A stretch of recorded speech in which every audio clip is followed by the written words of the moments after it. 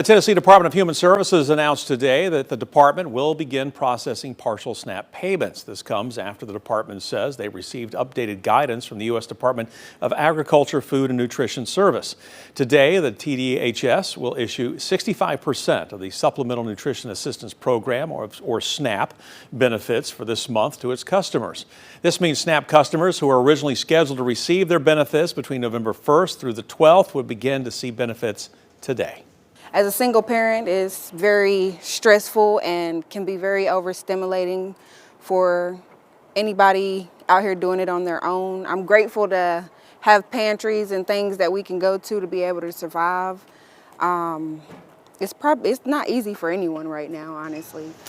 Tatiana Williams, who you just heard from, tells us she typically gets around $400 from SNAP. She says she was recently only awarded $16. The department says if directed, when the federal government reopens, it will work quickly with USDA to process remaining benefits for SNAP customers.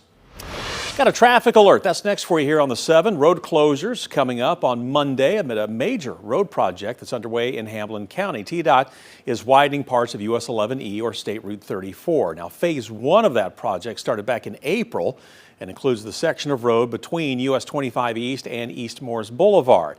It will take the roadway from 2 to 5 lanes, add 2 12-foot travel lanes in each direction, and a continuous center turn lane. Starting Monday, State Route 344 or Old Russellville Pike will be closed at Luther Prophet Road to allow for work on this project.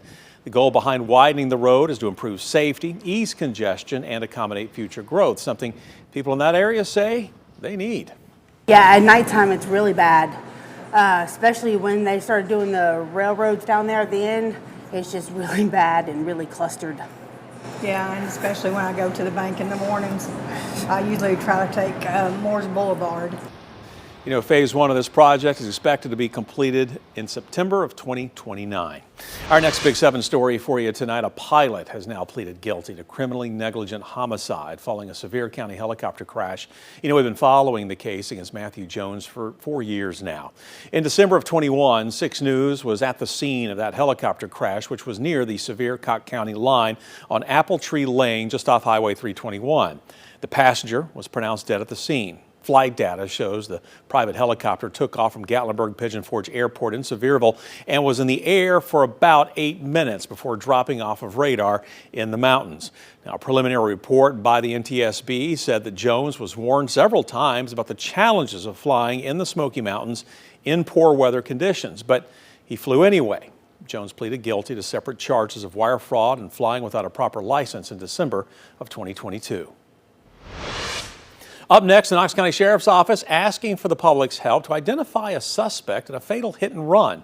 Officers responded to the 3400 block of Maryville Pike early Tuesday afternoon after a call that a pedestrian had been hit by a car. Now, when deputies arrived, they determined that the victim was dead and that the car that hit them had left the area. KCSO detectives are asking anyone who may have witnessed the incident or who has information about the vehicle or driver to please call 865-215-2243.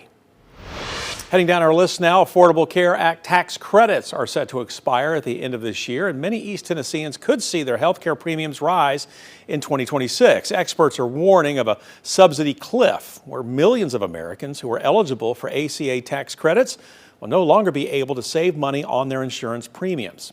Under former President Joe Biden, the federal government allowed people making over 400% of the federal poverty limit, that's over $62,000 for individuals and $128,000 for a family of 4, to enroll in ACA health care.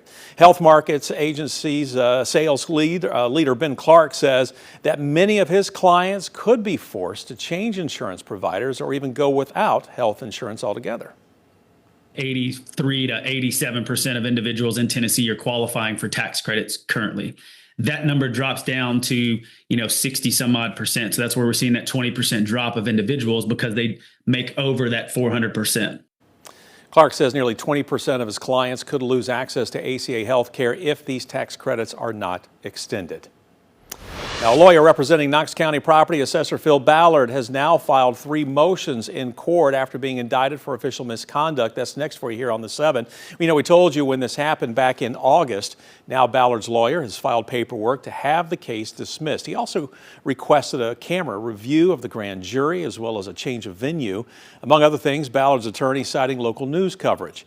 Now, a state investigation previously found Ballard improperly used a county vehicle. Investigators say they found this happened around 150 times. County travel policies encourage employees to use county-owned vehicles when conducting official business, but officials can opt to use a personal vehicle instead and have travel costs reimbursed by the county.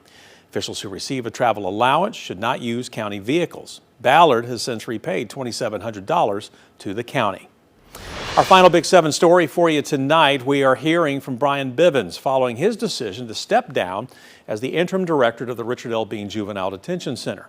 We told you about his resignation Monday night at 6 o'clock. Now in a statement, Bivens writes, quote, "The Richard Bean Juvenile Service Center is not safe, nor is it secure."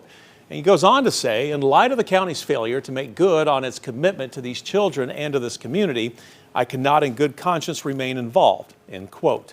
Now, Bivens' resignation comes following the release of a state report which highlighted issues at the juvenile facility. The report says an undated policy and procedure manual contained minimal plans for escape, hostage-taking, and fire evacuations. All told, the report identified 94 problems, and while being praised for making progress, Bivens tells us he can only fix 16 of them.